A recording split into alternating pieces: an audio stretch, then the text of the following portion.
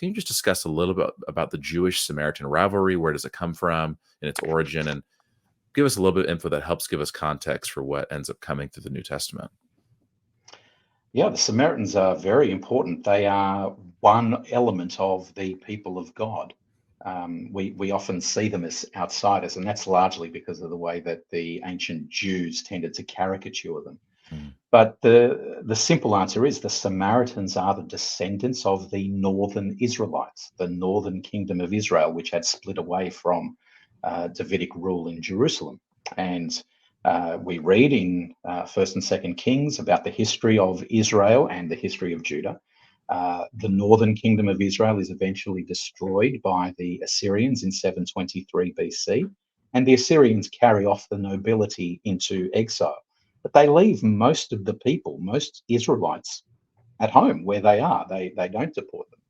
And so Israelite civilization continues under Assyrian rule and then eventually Babylonian and also Persian rule. So Samaritan really is just another word for northern Israelite. We call them Samaritans because it comes from the name of the capital of Israel, Samaria. So early on in the book, I call them Sumerians in the Persian period. And then once we get to the Greek period, I call them Samaritans because in Greek sources, they're called Samaritans. But we're talking about the same people. The Samaritans had no real connection to Jerusalem, and the biblical literature characterizes them as the ones who went away from Jerusalem and the Davidic dynasty. And they are going their own way. They are worshipping God, worshipping Yahweh in their own particular ways, establishing their own shrines and temples. And they, when Judah is destroyed by the Babylonians in 586 BC, the Samaritans are still going strong. They're still there. They're not destroyed by the Babylonians, and they basically become the hub of Yahwism. That is, anyone who worships Yahweh is a Yahwist, the God of Israel, and the hub of Yahwism is Samaria for centuries. It really isn't until the 2nd century BC that Jerusalem becomes the actual hub of Yahwism. Before this time, it's in Samaria. And in roughly 447 BC, the Samaritans build a temple to Yahweh on Mount Gerizim. And in doing this, they're fulfilling the mandate of Torah, which is that all Israel should be united and there should be one place of worship. And at that particular time, Jerusalem had suffered a lot of damage in a revolt, a Persian revolt that had occurred. And I discussed that in the book. The Jerusalem temple had effectively become derelict at this time. And so the Samaritans took advantage of this situation and built their own temple to Yahweh on Mount Gerizim. And it's Nehemiah who effectively hears about this and rushes back to Jerusalem to restore Jerusalem and its temple operations in order to counter the Samaritan rival temple. Ezra and Nehemiah never specifically names the Samaritan temple on Mount Gerizim. In fact, no biblical literature ever mentions a temple on Mount Gerizim, but it does so deliberately.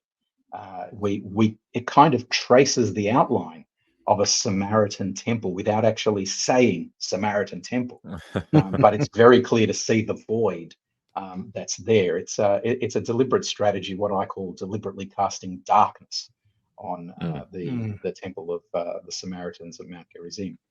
But that establishes a major rivalry between Jerusalem, which has a Davidic temple, and the Samaritan temple on Mount Gerizim. And that's a rivalry that will persist for centuries.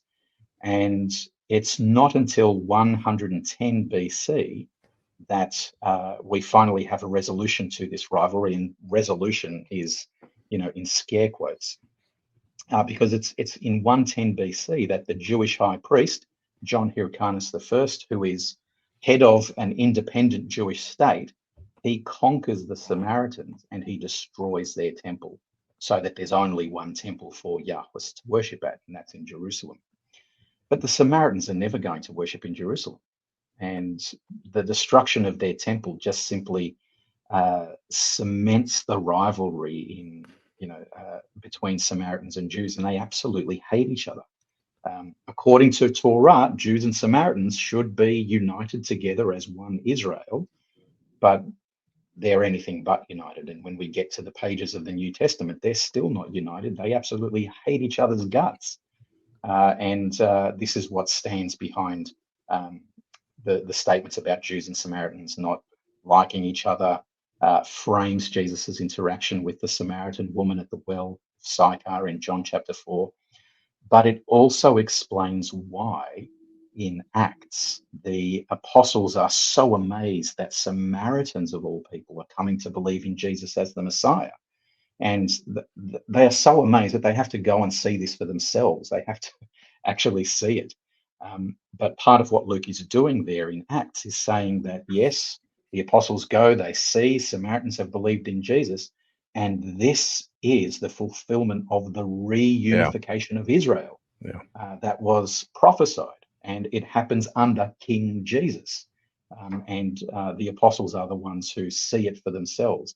And so we see there in the early chapters of Acts, Jews and Samaritans coming together, and here is the reunification of Israel under the rule of a Davidic descendant, King Jesus, who has now ascended to heaven and is not just simply Lord of Israel, he is Lord of all, Lord of the whole world. It's amazing how this context adds so much for these stories that otherwise it's just like, oh, new character on the scene. Cool. Okay. I'll see what happens here, instead of realizing we are jumping into the middle of a centuries long, deeply rooted family feud. Yes. It's like when you get invited to a big family gathering of a huge family. No one normally doesn't get together, but they're doing a reunion, and you're running into cousins you didn't even know you had. And why are they yelling at that person? I don't know. And but we don't realize. So anyway, thank you for giving some of that context.